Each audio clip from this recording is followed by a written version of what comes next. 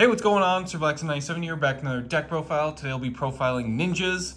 This deck profile has been pretty long overdue, so very excited and very appreciative of all the patience here as we finally get to go into the land of stealth and ninjutsu. So, without further delay, let's check out quite the exquisite extra deck, starting with some of the ninja fusions. 2 copies of Mazen the Battle Ninja, although you could probably run 3 just because of some of his pretty good effects. And YuGiOh the Armor Ninja. Both of them have the same summoning conditions of 2 ninja monsters with different types. You can either fusion summon them or special summon them from the extra deck by attributing the above cards. We'll start with Mazen. This one's probably one of the more cooler ones.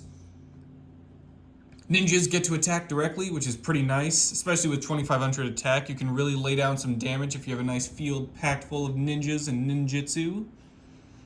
While you control a face-down defense position monster, your opponent's monsters cannot target Mazen for attacks. When your opponent activates a card or effect, quick effect, special summon a ninja from your deck in face-up or face-down defense position. It doesn't negate the effect, but it does get you ninjas from deck at quick effect speed, so beggars can't really be choosers. This is probably one of the reasons to run a few more copies of Mazen, just because getting ninjas from the deck is pretty awesome. Can't really argue much there. YuGiOh, this one I like to run 2 as well, just because he has a pretty nice effect. If he's special summoned or flip face up, you can banish one other ninja/ninjutsu art card from your hand, graveyard, or face up field to target and banish a card on the field. This is just nice as one of their ninja monster main deck monsters lets you fusion summon at quick effect speed, so this does give YuGiOh a little bit of disruption if you're able to play your cards right. Up next, moving on to the XYZ monsters, we have 2 copies of Blade Armor Ninja. Requires 2 level 4 warrior monsters, but don't worry, we have plenty of level 4 warrior ninjas in the deck, so this really isn't too hard to get into. Once per turn, detach an XYZ material from this card to target a face-up ninja monster you control. This turn, that monster can attack twice during each battle phase.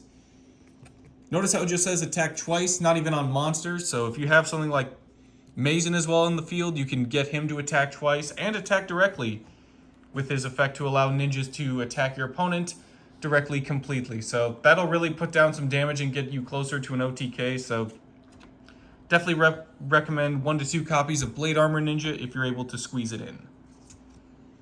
Moving on to the links now, we have 3 copies of Ninja Grandmaster YuGiOh. Requires 2 ninja monsters, bottom left, bottom right arrows. During your main phase, you get to just set an ninjutsu art spell or trap directly from your deck. And while this card points to a monster, this card cannot be targeted for an attack or targeted with card effects by your opponent. So it's a nice little upgrade over Mazen with the effect protection as well. Plus you get to grab your spells and traps directly from deck. So they kind of have a bit of similarities where Mazen's able to grab your monsters, whereas YuGiOh's able to grab your spells and traps. Moving on to some generic links, we have 2 copies of Isolde, 2 Tales of the Noble Knights, and 2 copies of Brute Enforcer. Kind of an interesting tech choice, Brute Enforcer. You need 2 effect monsters. You can discard a card to target a face-up monster your opponent controls. Your opponent can discard a card with the same original type, monster, spell, or trap, as that face-up card to negate this effect, or just otherwise you get to destroy it. So it's like a kind of an ultimate providence effect, forcing your opponent to kind of get rid of stuff from their hand. If you play your cards right, you could probably mess up with your opponent if you know they have crucial hand traps in their hand, that you want to mess with some of their just sort of monsters on the field, force them to either get rid of a hand trap or just let a key piece on the field get blown up. So a little bit of setup, you can actually make it a bit of a nuisance with your Brute Enforcer. Moving on to Isolde, requires 2 warriors. If it's link summon, you get to add a warrior monster from deck to hand, but for the rest of the turn, you cannot summon or set monsters with that name, nor activate their monster effects. You get to send any number of equip spells with different names from deck to graveyard to special summon a warrior monster from your deck, whose level equals the number of cards you sent. We're only running 1 ninja equip spell, so you're not really making use of that second effect, but the ability to grab a lot of those warriors is nice, especially if you want to make Blade Armor Ninja, or you want to search for something like Yellow Ninja or Hanzo for your next turn, as those cards do have pretty good effects when they're normal summons, so at least you have a follow-up turn play through that as well. And then finally, closing out our extra deck, we have one IP Masquerena and one Access Code Talker. IP Masquerena is a card that doesn't need too much introduction. 2 non-links. During your opponent's main phase, you get to add quick effect speed, immediately link summon 1 link monster using materials you control, including Masquerena. A link monster that used IP Masquerena's material cannot be destroyed by your opponent's card effects. So ideally, you would get IP Masquerena and maybe like Sizo or a couple other monsters. Go into Access Code Talker during your opponent's turn. Immediately, can't be destroyed by card effects. Speaking of Access Code Talker, 2 or more effect monsters. Your opponent cannot activate cards or effects in response to its effect activations. If it's link summoned, especially during your opponent's turn, target a link monster that was used as material for its link summon. This card gains attack equal to that monster's link rating times 1,000. You pretty much have a bunch of link 2s, so getting 2,000 attack added on to Access Code's pretty respectable. 2,300 is going to make him pretty fierce of a monster. Even if you can't make use of his second effect during your opponent's turn, you'll at least have a big monster for them to try and get rid of. And combined with IP Masquerena's effect protection, that gives them a nice bit of defense as well. But what you can also do is banish a link monster from your field or graveyard to destroy 1 card your opponent controls. You can keep using this effect as long as you're banishing different attribute link monsters.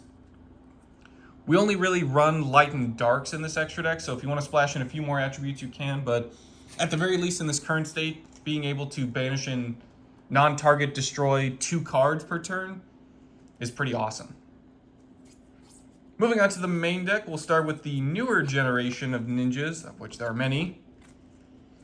We'll start with the ones coming from Darkwing Blast. 3 copies of Mitsu the Insect Ninja, 2 copies of Baku the Beast Ninja, 2 Kagero the Cannon Ninja, and 2 Tabari the Sky Ninja. We'll start with Baku the Beast Ninja. If this card is added to your hand except by drawing, you get to special summon it. If it's special summoned or flip face up, target a ninja or ninjutsu art card from your graveyard, or face up spell and trap zone, except itself, return it back to the hand. It's a nice way to recover stuff from your graveyard. 1 to 2 copies is pretty nice. Moving on to Kagero the Cannon Ninja. If it's normal, special summoned, or flip face up, special summon a ninja monster from hand or graveyard in face down defense position. When your opponent activates a card or effect that it targets exactly 1 ninja monster card, or exactly 1 face down defense position monster you control, while Kagero's in the graveyard, quick effect, special summon this card in face down defense position, and then return the targeted card back to the hand. It's a bit of a more strict activation on that special summon effect, but it does return the card that was targeted and gets you Kagero back. Plus, it doesn't banish when it leaves the field, so if your opponent's targeting you with something nasty, you can special summon Kagero, get that targeted card back to the hand just to use for another turn, and you'll be safe and sound from there. Up next, we have Tabari the Sky Ninja. This is the one that helps us get into our fusions as well. Tabari cannot be destroyed by battle or card effect the turn was special summoned or flip face up. It's also a 1-for-1 target, so that's also a nice little added bonus.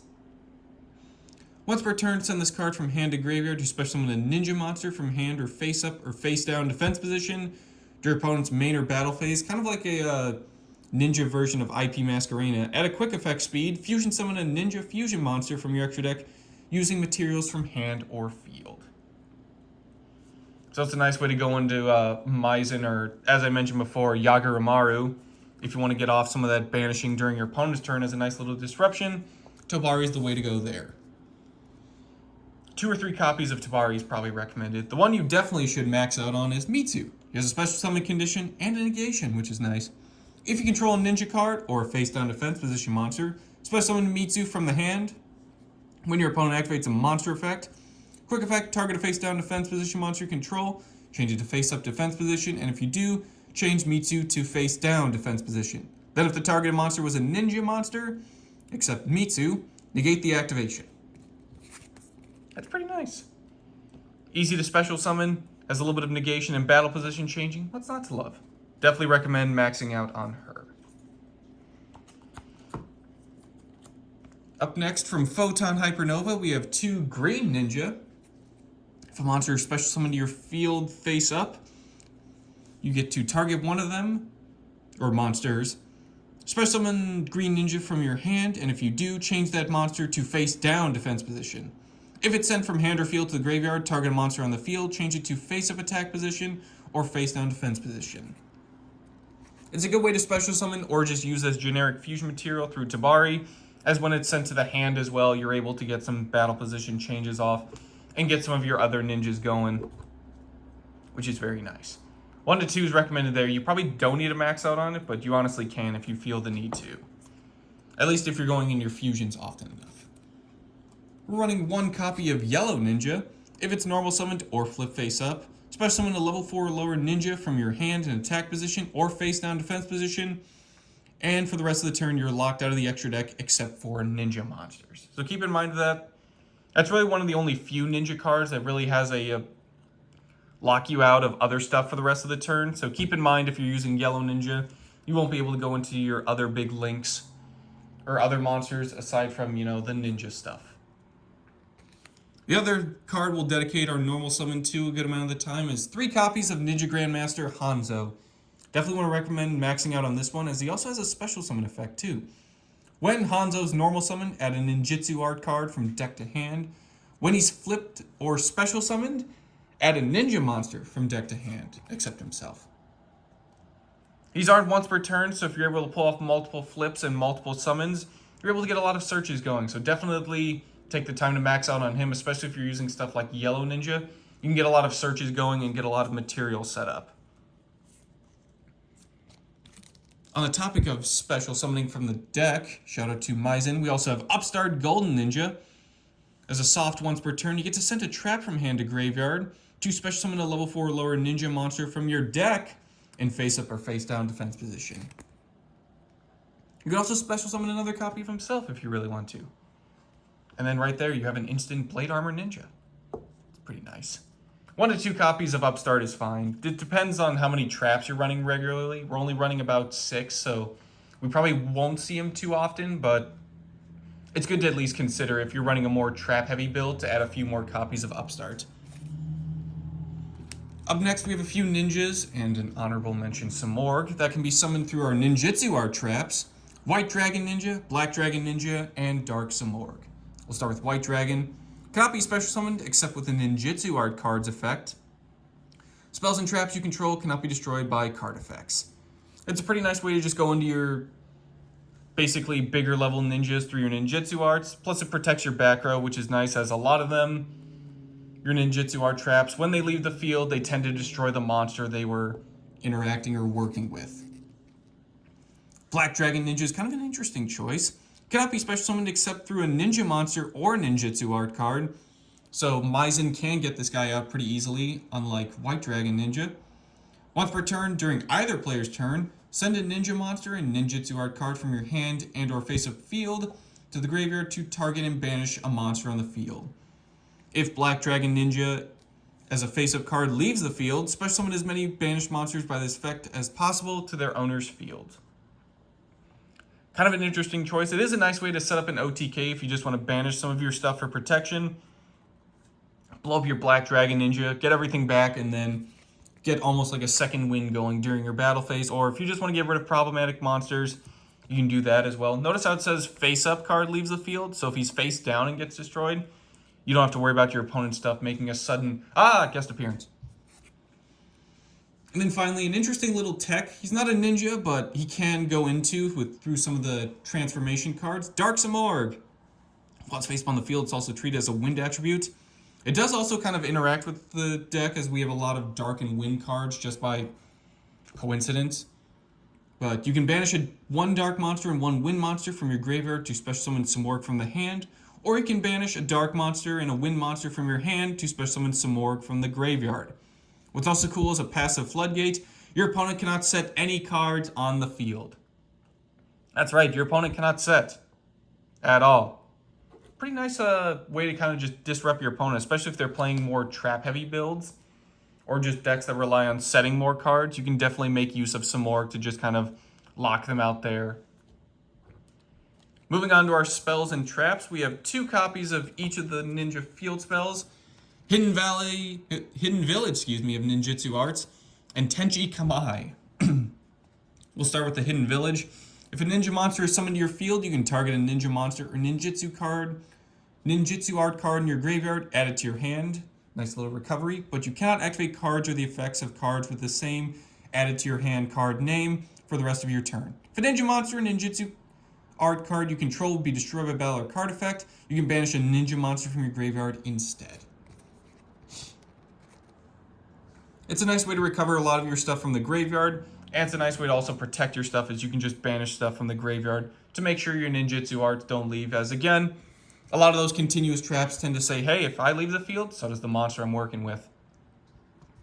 Tenchi Kamai, this one's kind of a 1 or 2 of, but it's always treated as a ninjutsu art card, which is nice.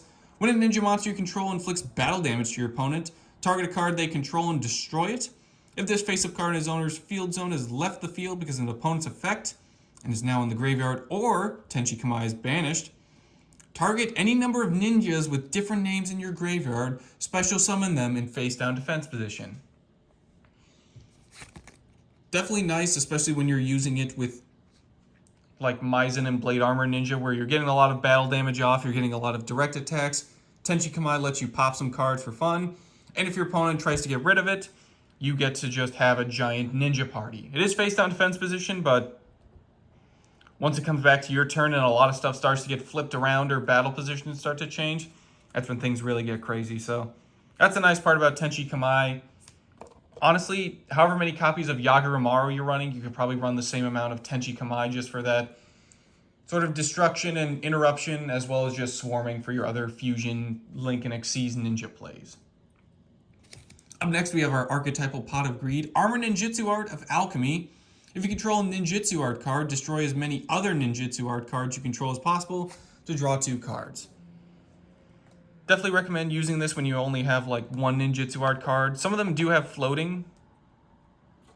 Obviously, Tenchi Kamai only goes off when your opponent destroys it, but there are a few that do have some floating effects or when they're destroyed as a set card, but be careful about your continuous traps, as again, they might take a friend with them unintentionally. But it is a Pot of Greed. If you don't like the gamble of Art of Alchemy, Pot of Desires is also a good substitute. Up next, we have 3 copies of Ninjutsu Art Notebook of Mystery. If your opponent controls a card, you can set up to 1 ninja monster and 1 ninjutsu art spell and trap.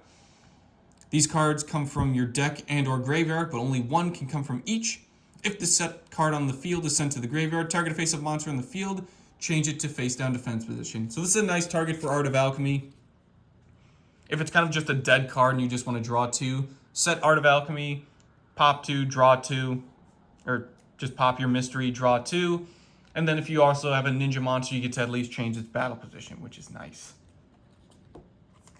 Moving on to the Fabled Equip, we have Ninjutsu Art Tool Iron Digger. The equipped monster gains 500 attack and is treated as a ninja monster. You can banish a ninja monster from the graveyard to target a card on the field and destroy it. If it's sent from the field to the graveyard, you get to target one of your banished ninja monsters, add to your hand, or special summon it in face-down defense position. This is another one to destroy with Art of Alchemy if you want to recover some ninjas back to the hand or get them back to the field. But it's also nice just because you get to just destroy stuff as well and banish from the graveyard. Which again, being able to destroy it and then immediately grab one of your banished cards that you might have banished through Hidden Village or Iron Digger is super helpful as well. Going on to some tech choice spells, we have 1 Raigeki to destroy our opponent's monsters, 1 Harpy's Feather Duster to destroy their opponent's spells, and 1 Monster Reborn to grab a monster from either graveyard just for extra deck plays, or if we want to grab like a copy of Mitsu or something just for more negates, we can go about it that way as well. Moving on to the Ninjutsu Art Transformation cards. I've hyped up these traps for a while through this deck profile, so let's take a look at 2 Art of Transformation, 2 Art of Dancing Leaves, and 2 Art of Mirage Transformation. We'll start with the iconic and classic Art of Transformation. Activate by tributing a face-up ninja monster, special summon a beast, wing beast, or insect from hand or deck, whose level is less than or equal to the tributed monster, +3. When this card leaves the field, destroy that monster. The effect says what the level was of the monster on the field, so if you do have some cards that do some level modulation, you can go about it that way as well, just to get into your higher level stuff, but this is basically how we just go into Samorg. Essentially, tribute like a level 4, grab a Dark Samorg from deck, super nice. Ninjutsu Art of Dancing Leaves. Activate by targeting a ninja monster or face-down defense position monster in the field. Tribute it, and if you do, special summon a ninja monster from your deck. When this card leaves the field, send that monster to the graveyard. You can also target a Ninjutsu Art continuous spell or trap in the spell and trap zone, return it back to the hand. The second effect, you might think it's weird, but if you do happen to lose the equip monster and your continuous trap still kind of just floating around, Art of Dancing Leaves just lets you put it back into the hand, so you don't really have to just sack it with Art of Alchemy. You can just use it, set it, activate it, grab another ninja. Ninjutsu Art of Mirage Transformation. Tribute a ninja monster to target a monster in your opponent's graveyard. Special summon to your field. It is also treated as a ninja monster while this card is faced upon the field. When this card leaves the field, send that monster to the graveyard. This is basically a ninja version of Monster Reborn. Use that ninja or your opponent's monster that's now a ninja for your extra deck plays. Super handy. This is also one I tend to return with Art of Dancing Leaves once that stolen ninja monster leaves the field, just so I can grab other stuff from my opponent's graveyard. That'll do it for today's deck profile. Thank you for joining me in the land of transformations and ninjutsu. This was actually a lot of fun. Ever since Darkwing Blast, this deck's always intrigued me, so this was a fun little journey through the art of ninjas and ninjutsu. Definitely, they see more support in upcoming sets. I'll definitely consider profiling this deck as like an updated version. But in any case, that'll do it for today's deck profile. Thank you all for watching, and I will see you guys next time.